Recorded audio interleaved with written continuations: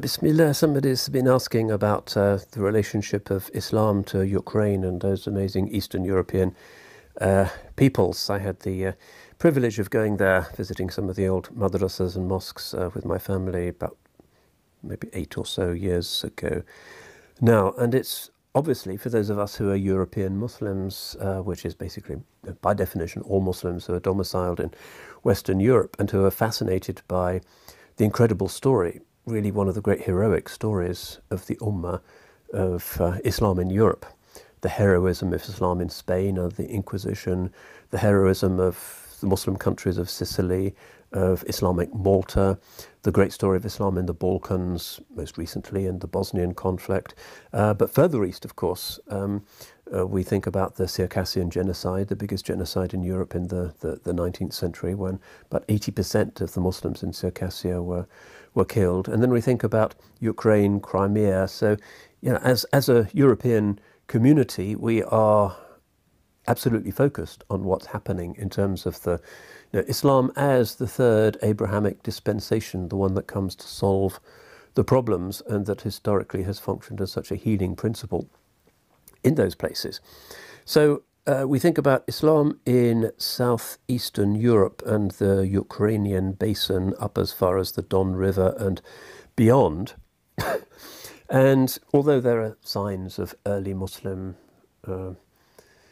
presence there from the kind of early Abbasid period, traders in particular, on the Sea of Azov, in Kaffa, in Kherson, some of those ancient trading communities, really Islam as a substantive and even majority presence in South Ukraine goes back to the successors of Genghis Khan, the first Mongols. 1227, Genghis Khan dies and has conquered that entire region, all of what is now Ukraine, 90% of what's now Russia. He goes as far as Hungary, but is ruling still from Karakorum in Mongolia, one of history's monumental episodes of imperial conquest. So he dies in 2027, and the Mongols who are in those regions, many of them settle down. He divides his empire into four amongst his four sons, and the westernmost part, which includes all of what's now Ukraine, goes to his son, whose grandson is Berke Khan. Berke Khan, one of the most significant figures really in northern European Islamic history, because Berke Khan in 1258 is the first to convert to Islam. And he becomes really a very significant Muslim and facilitates the conversion progress right across southern Ukraine, even to the north of Kiev. There's very substantial Islamization going on, largely through Naqshbandi and Kubrawi and other Qadiri tariqas who are establishing tekkes. And you can see ruins of those buildings even to this day, and it becomes really an important part of the Ummah. People ask, well, why is it if Russia and Ukraine were so solidly Islamized and became really integrated into the rest of the Ummah under this great empire that the Russians call the Golden Horde, that they themselves just called Ulus, the great nation, one of the great episodes of Islamic history, really, in that region. And of course, Ibn Fadlan goes up there, and some of you will have seen Antonio Banderas and Omar Sharif in the famous movie The 13th Warrior, which is wonderful if you want to see Vikings and Muslims and Ukrainians and monsters all in one movie.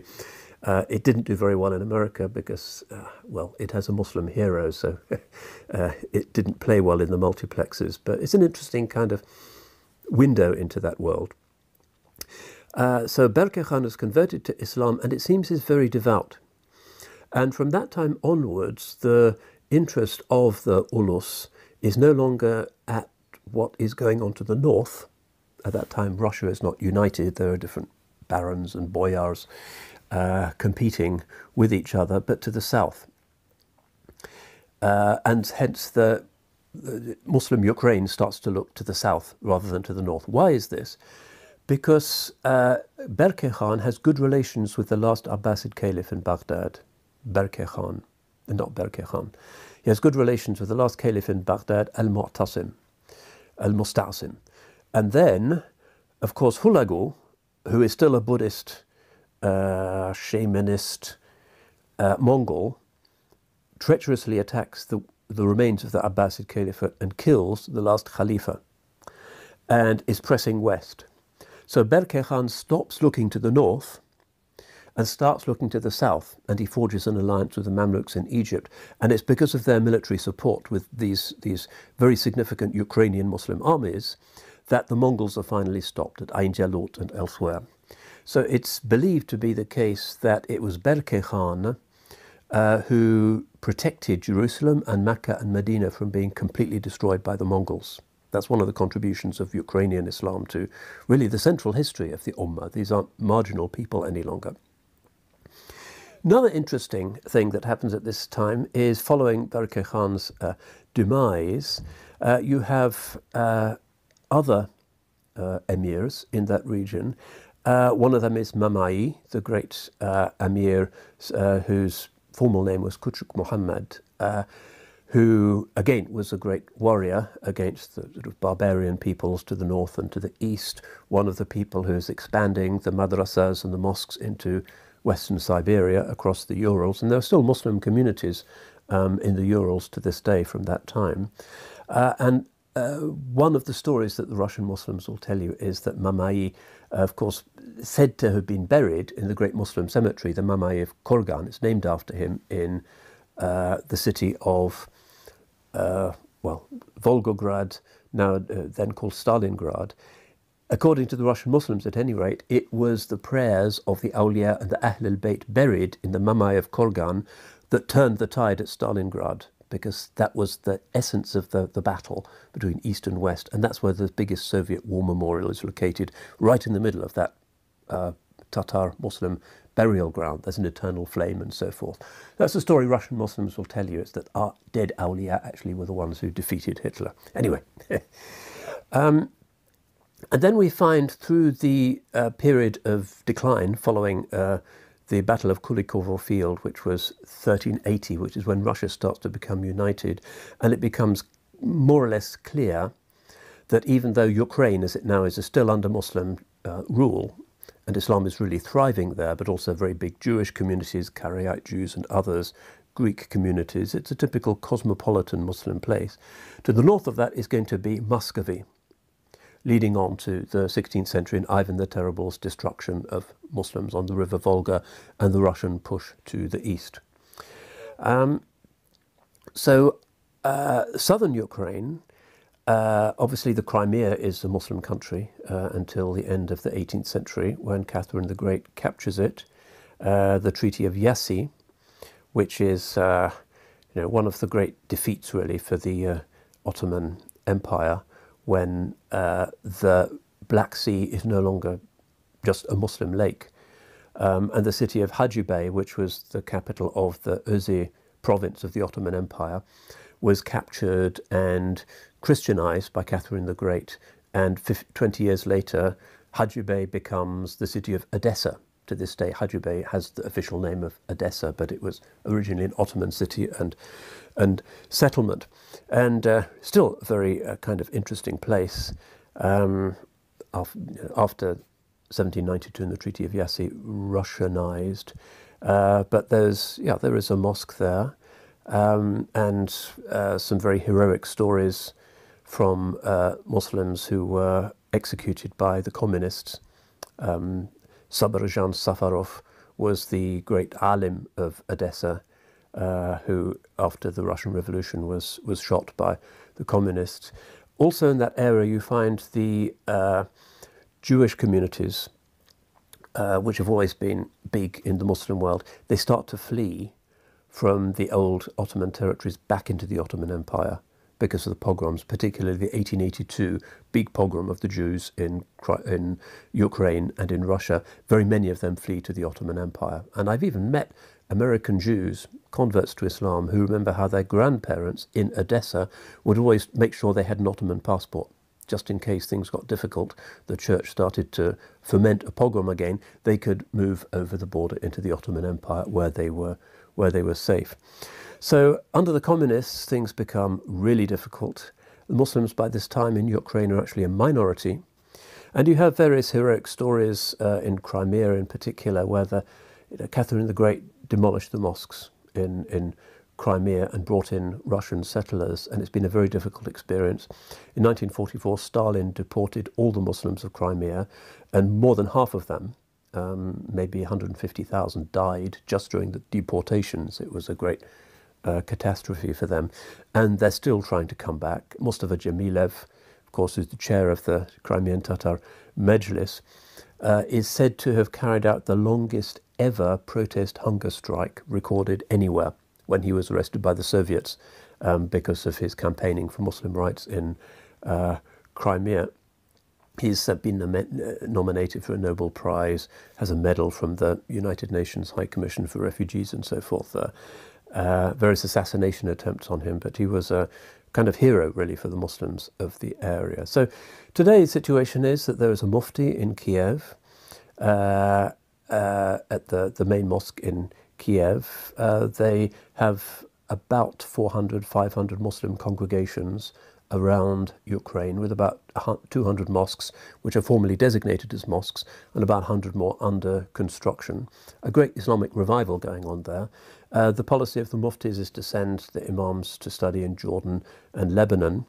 There used to be a Ukraine Islamic University at the Ahad Jami Mosque, which is in Donetsk. That's in one of the breakaway Russian separatist republics in the east. Part of the problem today, or in post-independence Ukraine, has been that the big concentrations of indigenous Ukrainian Muslims have been in the areas that have been annexed by the Russian Federation. Crimea, where Muslims were about 15% of the population. Of course, once it was 90%, 15%. And also in Donetsk, and where the university is, and also in Luhansk, where there is a big Tatar Muslim community. Tatars have a lot of Greek blood, a lot of German blood, a lot of Slavic blood. They're a very kind of ethnically interesting community. They don't look like Mongols any longer, for the most part. But there's a big cathedral mosque in Luhansk. And there's also a famous mosque in Kharkiv, one of the biggest and most popular in Ukraine, which has been, according to reports, slightly damaged in the recent bombardments. It was demolished by the communists in the 1930s because they said it was getting in the way of the river in Kharkiv, which was a complete absurdity. But it was rebuilt by the Muslim community there in the 1990s. In Kiev, you have the main mosque, which is where the mufti resides. You have the Rahma Mosque and a number of other purpose-built mosques, which are quite beautiful, some of them. And in Mariupol, which is now under siege, of course, you have famous Imam Ismail, who is there right now, Ismail Hajioğlu, at the Suleymaniye Mosque. Mariupol, anciently in a Muslim area, but this is a relatively new mosque constructed with money from a Turkish businessman who works in Ukraine a lot. There was a report just 4 days ago that the mosque had been shelled and damaged, but the Imam has got a message out saying that it doesn't seem to be the case. And it's interesting, Muslims there will tell you that, of course, it's called the Suleymaniye Mosque because Sultan Suleiman the Magnificent of the Ottoman Empire, who ruled southern Ukraine, was married to his favourite wife, Khasiki Khurram Sultan, who's buried next to him if you go to the Suleymaniye Mosque in Istanbul. And she was actually a Ukrainian, famously beautiful and really influential, built a number of famous mosques in Istanbul. So that's another connection. So where this will end, we don't know. But the Muslim community there has been very active in the current disputes, even though always it's caught between two fires, just as during the Second World War, caught between the Nazi nightmare and the communist nightmare, just like Jewish communities in many ways, but without any kind of real external support or interest. And we just have to hope and pray for a just resolution, really for all ethnicities in this conflict, and that everybody receives assurances of security, of stability, that the mosques can be rebuilt, that the community can continue to go on making a major contribution as it has done in the past. Muslims no longer are Ukraine the way they used to be, even though they always tolerated churches and ancient monasteries there. But it's still a significant population with very deep local roots. And for those who are interested in the amazing history of Islam in Europe, one of the great hero stories, I would say, unlike Spain, where everything was wiped out, in the Ukraine, Muslim communities continue to exist under very difficult circumstances to the present day. So we make dua to Allah subhanahu wa ta'ala to ease the sufferings of the people of Ukraine and of the people of the wider region, and inshallah to bring about justice and freedom and equality, and inshallah good outcome for everybody in the region, inshallah.